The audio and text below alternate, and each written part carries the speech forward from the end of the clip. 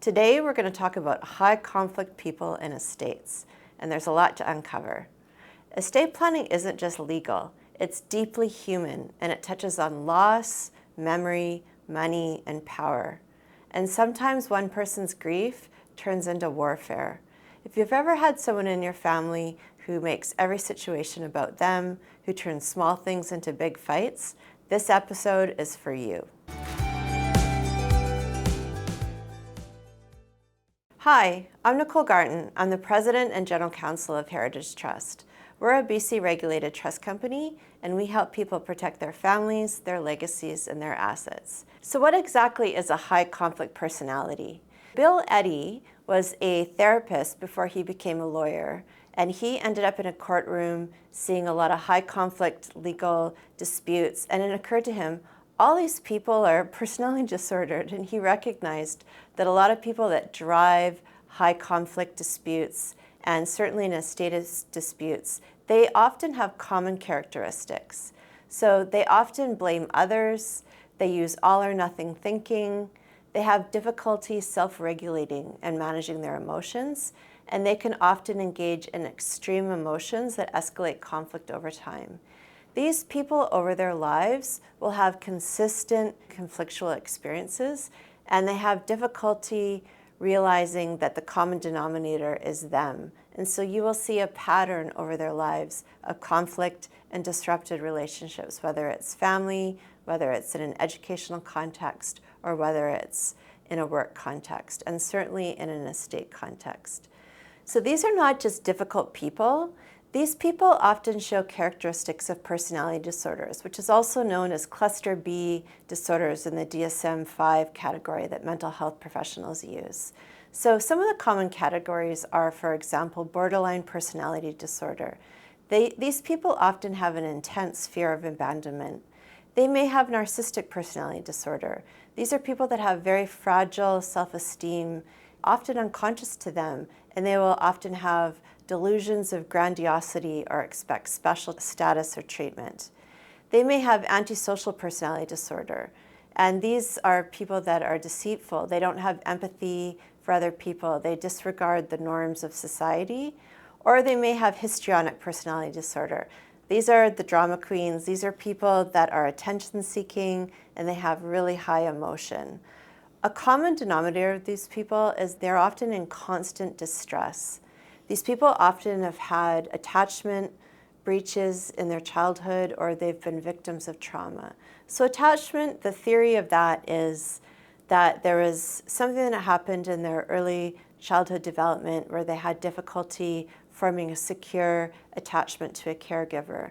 Maybe the caregiver was depressed, maybe it was a time of great instability or war, or some other scenario where they had difficulty feeling safe, and that distress will carry on in their lives, often unconsciously. Or maybe they've had a traumatic life experience, particularly in childhood.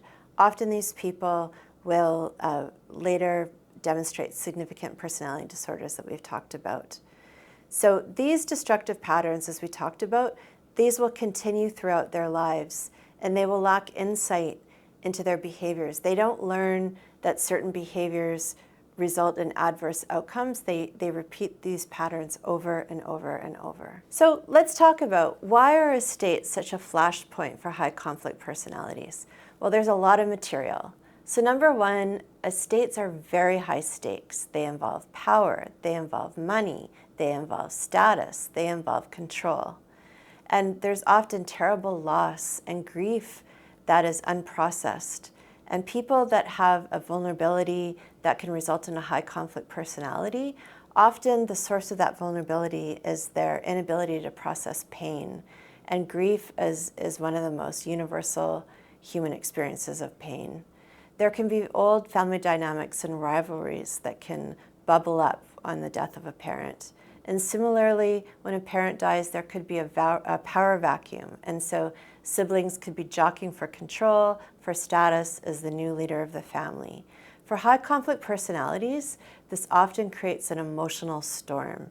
So grief, they may experience it as a repressed emotion, or they may weaponize it to act out their conflict. their identity may be terribly threatened.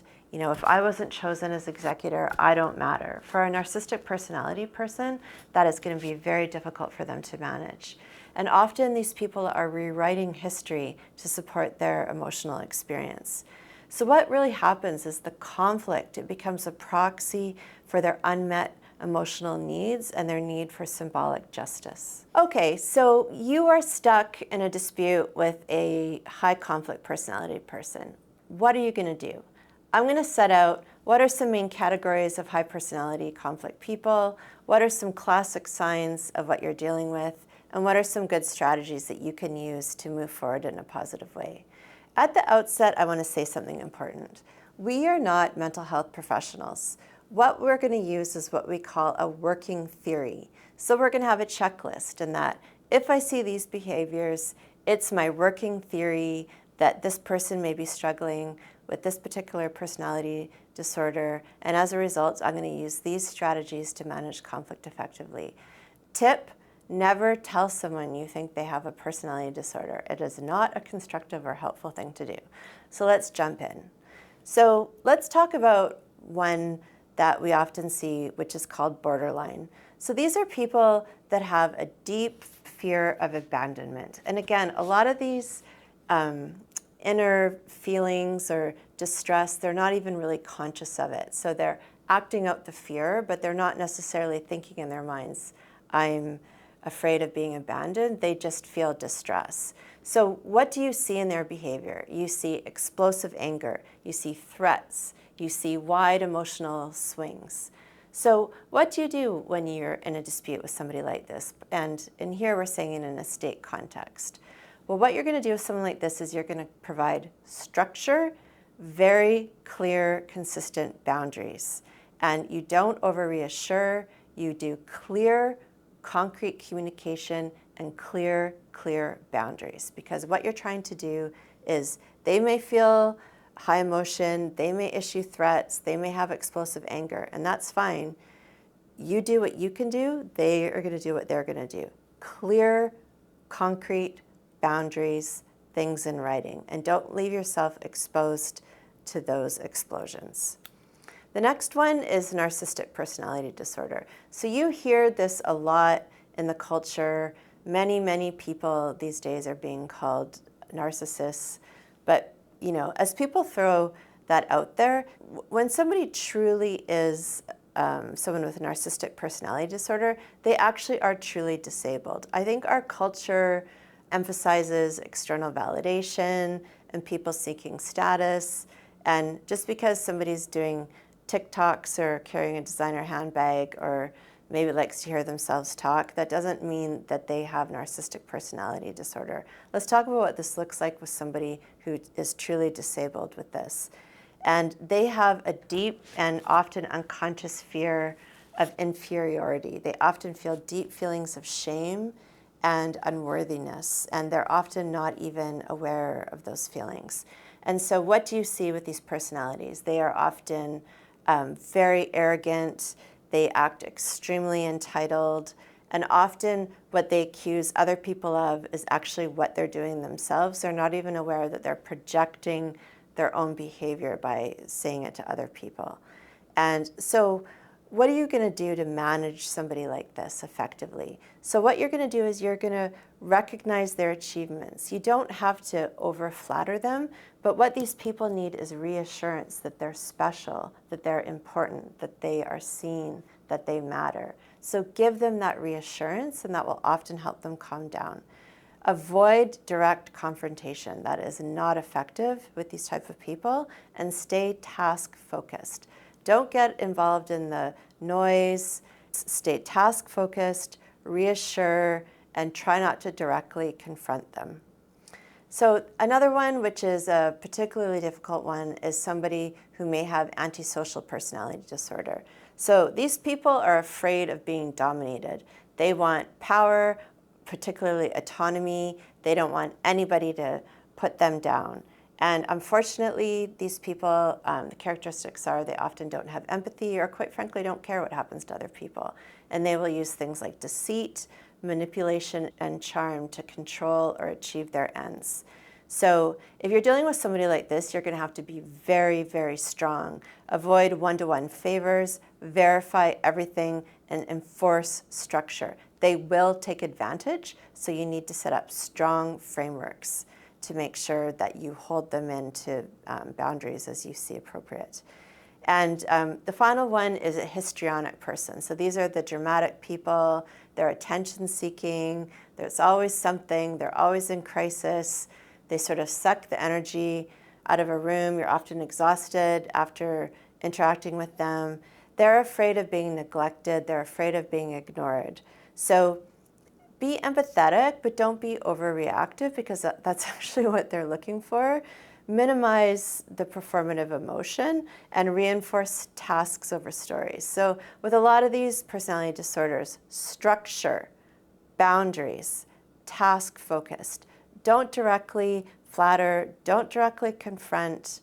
Reassure them, but keep your emotion neutral and focused on what you need to do.